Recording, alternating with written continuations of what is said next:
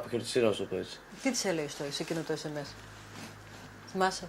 Δεν θυμάμαι ακριβώς, γιατί έγραφα πάνω κάτω ότι ελπίζω να είσαι ένα αποχαιρετιστήριο, να σου πω έτσι. Τι της έλεγες τώρα σε εκείνο το... το... Δηλαδή το θεώρησες ότι σε είχε αφήσει και της έστειλες αποχαιρετιστήριο? Όχι, με είχε αφήσει, ότι ας πούμε δεν ήθελε να ξαναείμαστε μαζί, ας πούμε. Αν υπάρχει μια υπόθεση που απέδειξε πόσο επικίνδυνος μπορεί να γίνει ένας άνθρωπος όταν δεν μπορεί να αποδεχτεί το τέλος μιας σχέσης, τότε αυτή είναι η ιστορία που θα δούμε σήμερα. Καθώς ερευνούσα αυτή την υπόθεση και συγκέντρωνα πληροφορίες για να δημιουργήσω το σημερινό βίντεο, υπήρχαν στιγμές που πραγματικά σοκαρίστηκα.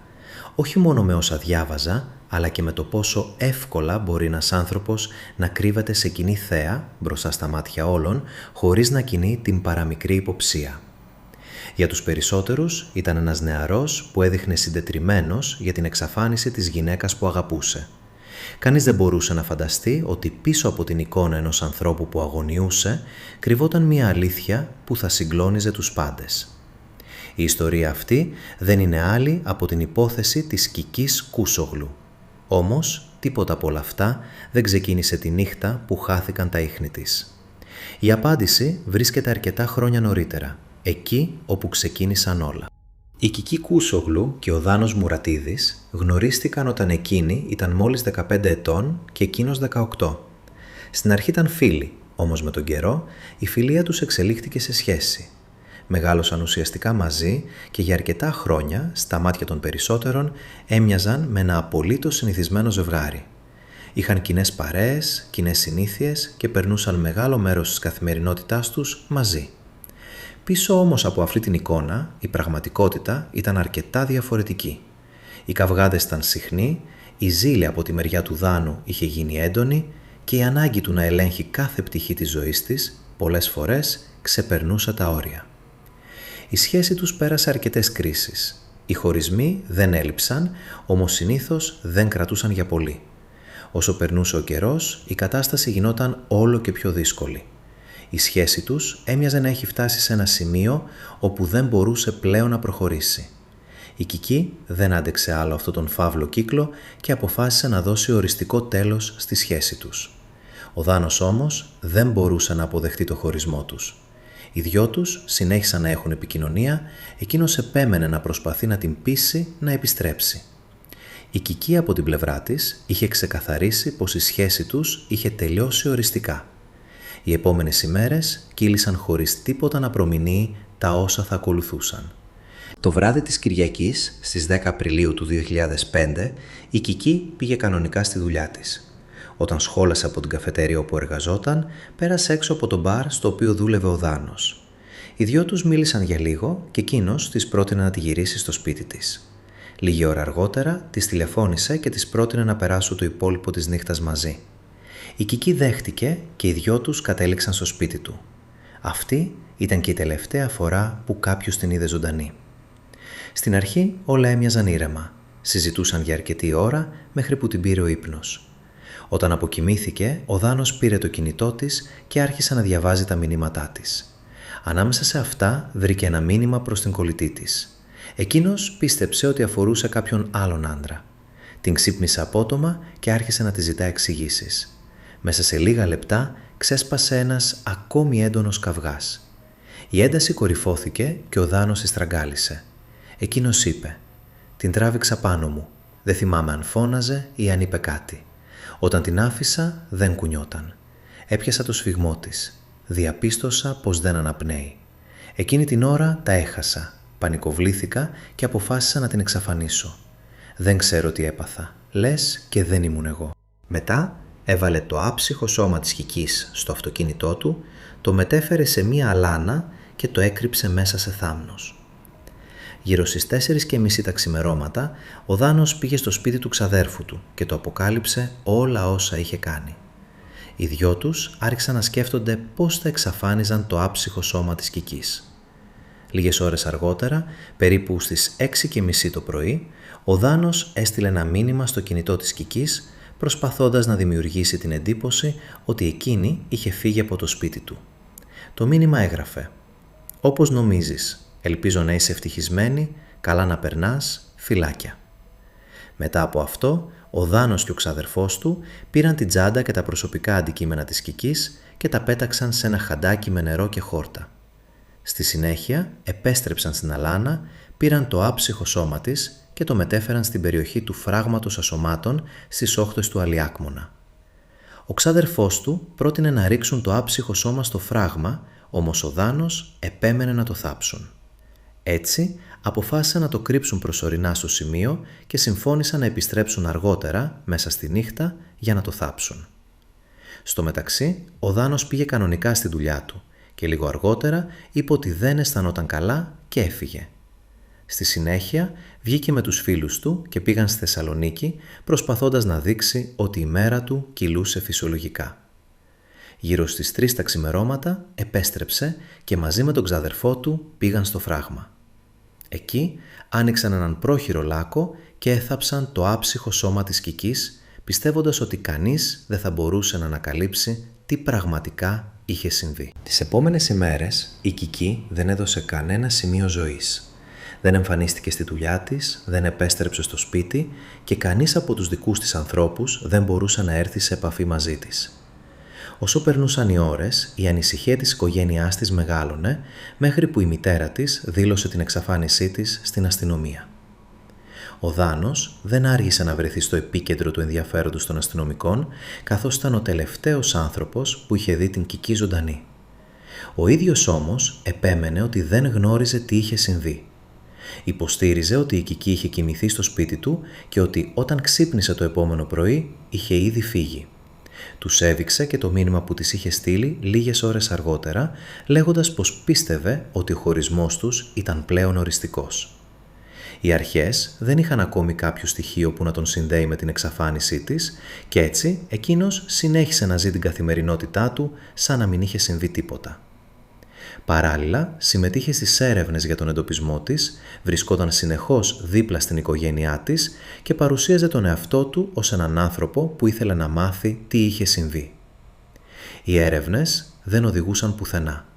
Οι ημέρες έγιναν εβδομάδες και οι εβδομάδες μήνες, χωρίς να υπάρχει ούτε ένα στοιχείο που να δείχνει τι είχε συμβεί στην Κική, μέχρι που η υπόθεση έφτασε και στην εκπομπή «Φως στο τούνελ» της Αγγελικής Νικολούλη. Από την πρώτη φορά που προβλήθηκε η υπόθεση, εκατοντάδες τηλεθεατές επικοινωνούσαν με την εκπομπή, δίνοντας πληροφορίες και πιθανές μαρτυρίες. Η Αγγελική Νικολούλη και η ομάδα της εξέταζαν προσεκτικά κάθε μία από αυτές, με την ελπίδα ότι κάποια θα τους οδηγούσε στην Κική. Στο πλαίσιο της έρευνας, η εκπομπή κάλεσε και το Δάνο Μουρατίδη να μιλήσει. Αρχικά αρνήθηκε να εμφανιστεί μπροστά στις κάμερες, όμως λίγες εβδομάδες αργότερα άλλαξε στάση και δέχτηκε να δώσει συνέντευξη στην εκπομπή «Φως στο τούνελ». Μπροστά στις κάμερες επανέλαβε όσα είχε ήδη πει στους αστυνομικούς. Υποστήριξε ότι η Κική είχε κοιμηθεί στο σπίτι του, ότι όταν ξύπνησε εκείνη είχε ήδη φύγει και ότι από εκείνη τη στιγμή δεν γνώριζε τι της είχε συμβεί. Μάλιστα, έκανε δημόσια έκκληση σε όποιον γνώριζε κάτι να βοηθήσει ώστε να βρεθεί η αγαπημένη του. Η εικόνα αυτή όμως δεν έπεισε την Αγγελική Νικολούλη. Όπως έχει αναφέρει και η ίδια, από την πρώτη του συνάντηση ένιωθε ότι κάτι δεν τέριαζε στη συμπεριφορά του. Για το λόγο αυτό συνέχισε να ερευνά την υπόθεση, να εξετάζει κάθε νέα πληροφορία και να επιμένει ότι υπήρχαν ακόμη αναπάντητα ερωτήματα γύρω από την εξαφάνιση της Κικής. Την ίδια στιγμή, ο Δάνος παρουσιαζόταν ως ένας άνθρωπος που έκανε τα πάντα για να βρεθεί η Κική, ενώ στην πραγματικότητα ήταν ο ίδιος που κρυβόταν πίσω από την εξαφάνιση και τη δολοφονία της. Οι ημέρες περνούσαν και δεν υπήρχε κανένα ίχνος της Κικής και κανείς δεν γνώριζε τι είχε πραγματικά συμβεί εκείνο το βράδυ. Την ίδια ώρα, η υπόθεση απασχολούσε όλο και περισσότερο την κοινή γνώμη, ενώ η εκπομπή «Φως στο τούνελ» συνέχιζε την έρευνά της, φέρνοντας διαρκώς νέες μαρτυρίες και στοιχεία στην επιφάνεια. Οι συνεχείς αποκαλύψεις της εκπομπής ασκούσαν όλο και μεγαλύτερη πίεση στις αρχές που καλούνταν να δώσουν απαντήσεις για την εξαφάνιση της Κικής. Μέσα σε όλη αυτή την προσπάθεια, η Αγγελική Νικολούλη έζησε μια εμπειρία που, όπως έχει πει η ίδια, δεν θα ξεχάσει ποτέ. Ένα βράδυ είδε την Κική στον ύπνο της, κοντά στο νερό, σαν να προσπαθούσε να της δείξει πού βρισκόταν. Την ίδια περίοδο, η αστυνομία συνέχιζε να συγκεντρώνει και να αξιολογεί κάθε νέο στοιχείο που προέκυπτε από την έρευνα.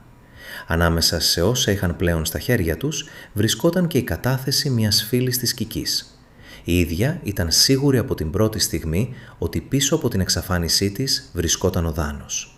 Όπως είχε πει, η ζήλια και η αιμονή του απέναντι στην Κική είχαν φτάσει σε τέτοιο σημείο που φοβόταν ότι κάποια στιγμή θα της έκανε κακό. Την ίδια περίοδο και άλλες γυναίκες είχαν εμφανιστεί στην αστυνομία και είχαν καταγγείλει ότι ο Δάνος ήταν επιθετικός και βίαιος απέναντί τους. Οι πληροφορίες αυτές άρχισαν να σχηματίζουν μια διαφορετική εικόνα για τον χαρακτήρα του Δάνου. Δεν ήταν όμως τα μοναδικά στοιχεία που προβλημάτιζαν τους αστυνομικούς. Όσο προχωρούσε η έρευνα, έστρεψαν την προσοχή τους και στο μήνυμα που είχε στείλει στην Κική λίγες ώρες μετά την εξαφάνισή της. Αυτό που τους προβλημάτιζε περισσότερο ήταν ότι το περιεχόμενο του μηνύματος δεν τέριαζε με την εικόνα που είχαν σχηματίσει για το χαρακτήρα του, καθώς ακόμα και η οικογένεια της Κικής περιέγραφε τον Δάνο σαν έναν αρκετά εκρηκτικό άνθρωπο που δυσκολευόταν να αποδεχτεί τον χωρισμό τους. Και το γεγονός ότι της είχε στείλει ένα τόσο ήρεμο και συγκαταβατικό μήνυμα δεν τέριαζε με το προφίλ του. Και έτσι, για να εξακριβώσουν τι πραγματικά είχε συμβεί, οι αστυνομικοί αποφάσισαν να ζητήσουν από την εταιρεία κινητής τηλεφωνίας τα στοιχεία και των δύο συσκευών. Η απάντηση που πήραν άλλαξε εντελώς την πορεία της υπόθεσης, καθώς τη στιγμή που είχε σταλεί το μήνυμα, το κινητό του Δάνου και της Κικής βρισκόταν στο ίδιο σημείο. Το νέο αυτό στοιχείο ήταν αρκετό για να καλέσουν ξανά τον Δάνο για συμπληρωματική κατάθεση. Αυτή τη φορά όμως τα πράγματα ήταν τελείως διαφορετικά για τον ίδιο, καθώς οι αστυνομικοί του ζητούσαν να εξηγήσει πώς ήταν δυνατόν το κινητό του και το κινητό της Κικής να βρίσκονται στο ίδιο σημείο από τη στιγμή που εκείνος υποστήριζε ότι εκείνη είχε ήδη φύγει από το σπίτι του. Όμως οι απαντήσεις που έδινε δεν μπορούσαν να πείσουν τους ανακριτές και όσο περνούσε η ώρα έπεφτε όλο και σε περισσότερες αντιφάσεις μέχρι που τελικά λύγησε. Και ύστερα από μια πολύ ωραία ανάκριση, τελικά, στις 11 Αυγούστου του 2005, ο Δάνος Μουρατίδης παραδέχτηκε ότι εκείνος βρισκόταν πίσω από την εξαφάνιση και τη δολοφονία της Κικής Κούσογλου. Αφού τον συνέλαβαν, οδήγησε τους αστυνομικούς στο φράγμα σωμάτων και τους έδειξε το σημείο που είχε θάψει την Κική 4 μήνες νωρίτερα. Οι έρευνες της αστυνομίας ξεκίνησαν αμέσως και, λίγο αργότερα, βρήκαν το άψυχο σώμα της κοπέλας, δίνοντας ένα τέλος στην αγωνία που ζούσε η οικογένειά της από την ημέρα που εξαφανίστηκε. Λίγους μήνες αργότερα, η υπόθεση οδηγήθηκε στο δικαστήριο. Η διαδικασία κράτησε μόλις 3 μέρες και κατηγορούμενοι ήταν ο Δάνος Μουρατίδης και ο ξάδερφός του, ο οποίος τον είχε βοηθήσει να εξαφανίσει το σώμα της Κικής. Κατά τη διάρκεια της απολογίας του, ο Δάνος ζήτησε επανειλημμένα συγγνώμη από την οικογένεια της Κικής. Υποστήριξε ότι θόλωσε όταν διάβασε το μήνυμα στο κινητό της και ότι δεν μπορούσε να εξηγήσει όλα όσα είχε κάνει εκείνο το βράδυ. Μάλιστα χαρακτηριστικά είπε «Ήταν ο έρωτας της ζωής μου. Ήμασταν μαζί 5 χρόνια, σαν παντρεμένοι. Κάποιες φορές μαλώναμε, χωρίζαμε και μετά τα ξαναβρίσκαμε». Όμως οι ισχυρισμοί του δεν έπεισαν το δικαστήριο και έτσι κρίθηκε ένοχος για ανθρωποκτονία από πρόθεση και καταδικάστηκε σε ισόβια κάθυρξη, χωρίς να του αναγνωριστεί κανένα ελαφρυντικό. Παράλληλα, ο ξαδερφός του καταδικάστηκε σε 4 χρόνια φυλάκισης. Ο Δάνος μεταφέρθηκε στις φυλακές Διαβατών για να εκτίσει την ποινή του. Ωστόσο, μόλις λίγες εβδομάδες μετά τη φυλάκισή του, ο άνθρωπος που στο δικαστήριο υποστήριζε ότι η Κική ήταν ο έρωτας της ζωής του και ότι δεν μπορούσε να εξηγήσει όσα είχαν συμβεί εκείνο το βράδυ, άρχισε να ανταλλάσσει ερωτικά γράμματα με άλλες γυναίκες. Τελικά, το 2021 αποφυλακίστηκε και δεν επέστρεψε ποτέ στη Βέρεια. Σήμερα ζει στο εξωτερικό και έχει δημιουργήσει τη δική του οικογένεια. Η ιστορία της Κικής Κούσογλου δεν έμεινε στη μνήμη του κόσμου μόνο επειδή μια 20χρονη γυναίκα έχασε τη ζωή της, αλλά κυρίως γιατί για 4 ολόκληρους μήνες ο άνθρωπος που κρυβόταν πίσω από την εξαφάνιση και τη δολοφονία της κατάφερε να κρύβεται σε κοινή θέα. Συμμετείχε ενεργά στις έρευνες, στεκόταν δίπλα στην οικογένεια της Κικής, έδινε συνεντεύξεις και έκανε δημόσιες εκκλήσεις προσποιούμενος ότι ήθελε να μάθει τι πραγματικά είχε συμβεί στην αγαπημένη του. Ίσως γι' αυτό η αποκάλυψη της αλήθειας δεν ήταν μόνο η εξιχνίαση μιας δολοφονίας.